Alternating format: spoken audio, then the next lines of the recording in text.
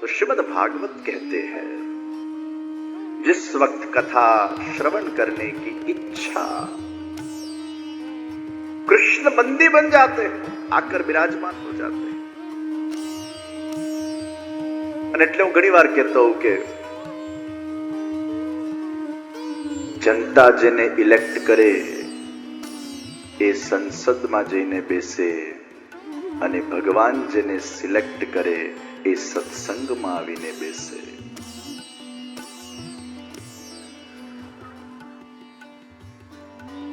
તમે જુદા જુદા મંડળો વાળા, સંસ્થાઓ વાળા, અલગ અલગ ગ્રુપ્સ અહીંયા ઉપસ્થિત થયા છો. આ ભગવાને તમારું વરણ કર્યું છે. તમે અહીં સુધી પહોંચ્યા એ જ બહુ મોટી વાત છે. અને પહોંચીને 10 મિનિટ પણ બેઠા ને એ મોટી વાત છે. અને મેં એવા ઘણા બધા લોકો જોયા છે અત્યાર સુધીની કથાઓના અંદર કે બા બાપુજીને આમ ખાલી મૂકવા આવ્યા હોય પોતાના વાહનમાં અને પછી 2-4 શબ્દ કથાના પડ્યા હોય અને એમ વિચાર કર્યો કે 5 મિનિટ જરા થોડુંક સાંભળીને જાઉં અને બસ 5 મિનિટ એ સાંભળવાની ઈચ્છા ને આજ કૃષ્ણ બંદી બની ગયા. 5 મિનિટ બેઠો અને પછી તો એને એના ધંધામાં જવાનું બંધ કરી નાખ્યું, ઓફિસે જવાનું બંધ, દુકાને જવાનું બંધ, એના જોબમાં રજા મૂકી દીધી અને બસ 5 મિનિટ બેઠા એમાં કૃષ્ણ પધારી ગયા અને સાથે 7 દિવસની કથાને શ્રવણ કરી હોય એવા અનેક દાખલાઓ આપણા સામે જીવંત છે. આવ્યા હોય ખાલી મોઢું દેખાડવા માટે, આવ્યા હોય ખાલી વ્યવહાર પક્ષના માટે, આવ્યા હોય કેવલ માત્ર કોઈકને સારું લગાડવા માટે, પણ એક કથાના માધ્યમથી કૃષ્ણ એના હૃદયમાં એવા બેસી જાય છે કે પછી એને ઉઠવાનું મન નથી. ये कृष्ण कथा का प्रताप है.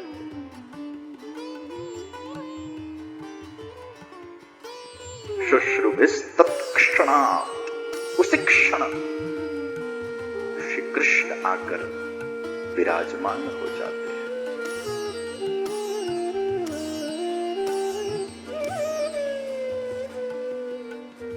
यं प्रव्रजन्तम् अनुपेतमपेत कृत्यं द्वैपायनो विरहकातर आजुहाव पुत्रेति तन्मयतया तर्वोऽभिनेदुस्तं सर्वभूतहृदयं मुनिमानतोऽस्मि. यं प्रव्रजन्तम् अनुपेतमपेत कृत्यं. सुखदेव जी महाराज को वंदन करते हुए पिता पीछे पीछे दौड़ रहे हैं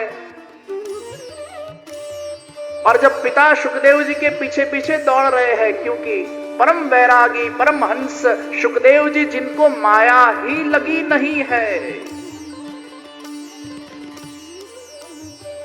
माया का उनको सर्ग ही नहीं हुआ और दौड़ रहे हैं. तो वृक्ष कह रहे हैं व्यास जी को, अरे आप चिंता मत करो व्यास जी, हम भी वृक्ष है, हमारे भी पुत्र रूपी फल को लोग तोड़कर ले जाते हैं, लेकिन हम चिंतित नहीं होते. हम तो प्रसन्न होते हैं कि हमारे वो पुत्र किसी की जठराग्नि को शांत करने के लिए कहीं न कहीं काम आए. वैसे आप भी चिंता मत करो, आपका ये पुत्र सुखदेव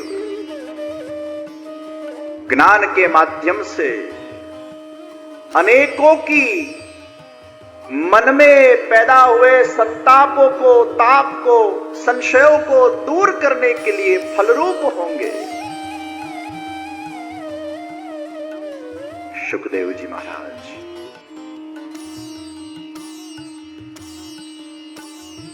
फिर भगवान वेदव्यास जी को लगा ये मेरी भागवत परंपरा को कौन आगे बढ़ाएगा. फिर कुछ शिष्यों को उनके पास भेजा गया, सुखदेव जी जहां थे, और बरहा पीड़म नटवर वपु कर्णयो कर्णिकारम बिपद्वास कनक कपिशम वैजयंतीम चमालां रंध्राण वेणुरदन सुतया पूरयन् गोप वृंदैः वृंदारण्यम स्वपदरवणम प्राविशत गीत कीर्ति. ये श्लोकों के माध्यम से और जब ये सुंदर ध्यान मूर्ति के दर्शन हुए सुखदेव जी को, और उनको लगा वाह, इतने सुंदर श्लोक के रचयिता कौन है। शिष्यों को पूछा, कहा अरे आपके पिताश्री तो है, अरे ये तो खाली चखने के लिए एक आध दो श्लोक आपको सुनाए गए, और गोडाउन में तो कितने श्लोक है, 18,000 श्लोक है। आप पधारो और वो श्रीमद् भागवत का ज्ञान प्राप्त करो। और वो सुखदेव जी ने श्रीमद् भागवत के ज्ञान को प्राप्त कर भागवत के उत्तम वक्ता बनकर ये दिव्य कथा हम सबको प्राप्त करवाई। प्रथम स्कंद के अंदर शौनक आदि ऋषियों ने सूत जी को कुछ प्रश्न पूछे।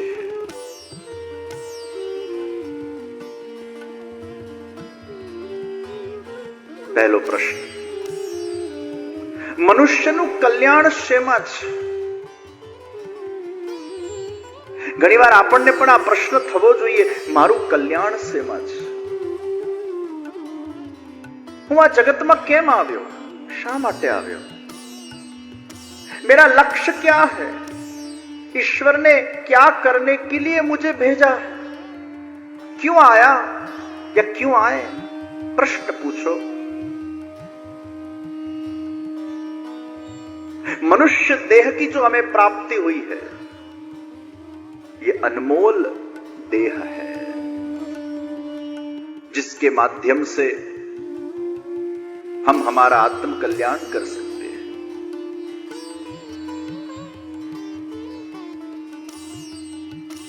મનુષ્યનું કલ્યાણ એ આત્મ કલ્યાણમાં છે।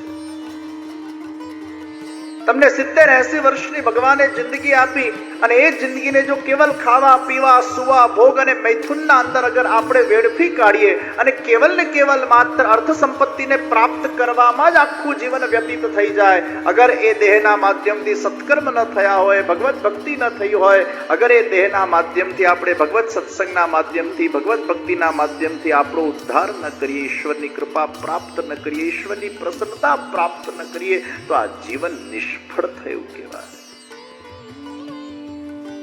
धर्मो हि तेषाम् अधिको विशेषः धर्मेण हीना पशुभिः समाना।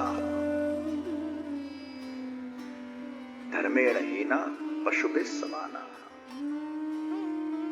धर्म ही एक ऐसा तत्व है जे मनुष्य ज કરી શકે, પશુઓ એનું આચરણ નથી કરી શકતા। ખાવું પીવું સૂવું ઊંઘવું આ તો પશુ પણ કરે છે અને આપણે પણ કરીએ। અરે એક ડુક્કર પણ કિચડમાં એટલી સારી ઊંઘ લે છે જેટલા આપણે બધા જ આપણા એસી બેડરૂમમાં લઈએ છે। આપણી ઊંઘમાં ને ડુક્કરની ઊંઘમાં કઈ ફરક નથી। ધર્મો हि तेषाम् अधिको विशेषः धर्मेण हीना पशुभिः समाना। शरीर माध्यम खलु धर्म साधन। ये धर्माचरण करने के लिए श्रेष्ठ साधन भगवान ने हमें दिया है। निश्चित गाड़ी पेट्रोल वगर न चाले एम આપણું આ શરીર પણ अर्थ वगर न चाले, भोजन वगर न चाले, जल वगर न चाले, रोटी कपड़ा मकान वगर न चाले, એને જોઈએ।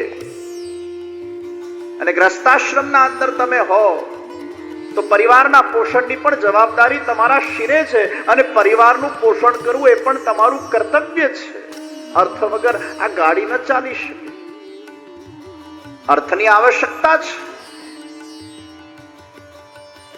પરંતુ જેના જીવનના અંદર કેવલ પૈસો મારો પરમેશ્વર, દુકાન મારું મંદિર, હિસાબના ચોપડા મારી પોથી, પૈસા ગણવા મારા જપ, છોકરા છૈયા શાલિગ્રામ, સેવા કોની કરું।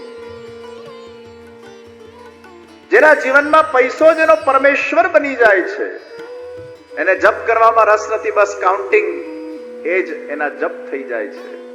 સતત એનું ચિત્ત કેવલ માત્ર એ પૈસાના કાઉન્ટિંગમાં, બેંક બેલેન્સ ચેક કરવામાં,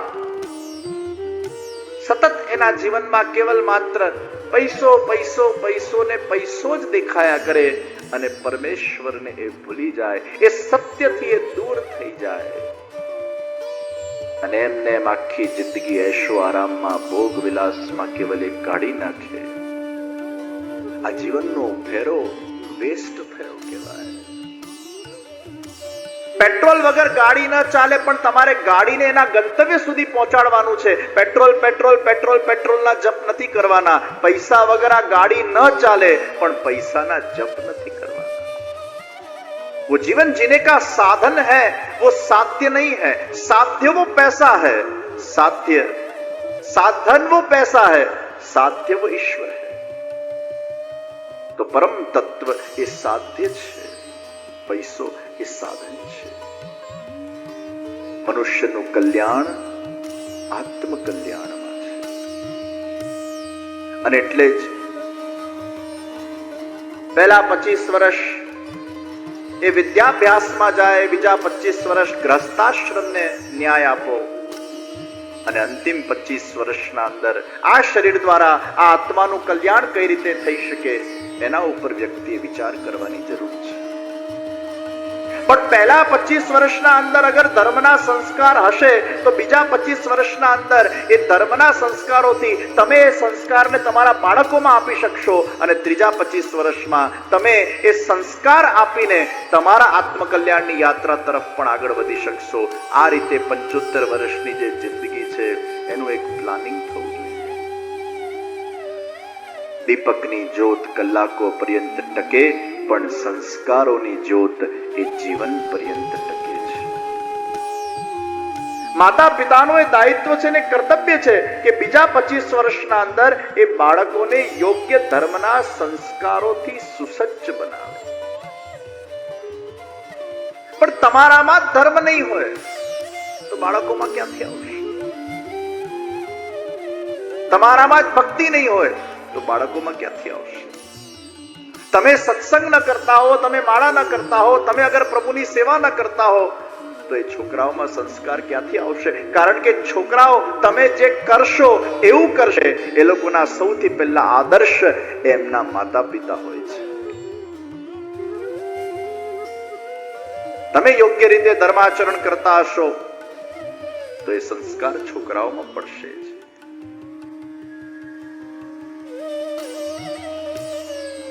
तो आत्म कल्याण करने का श्रेष्ठ ग्रंथ ये भागवत है.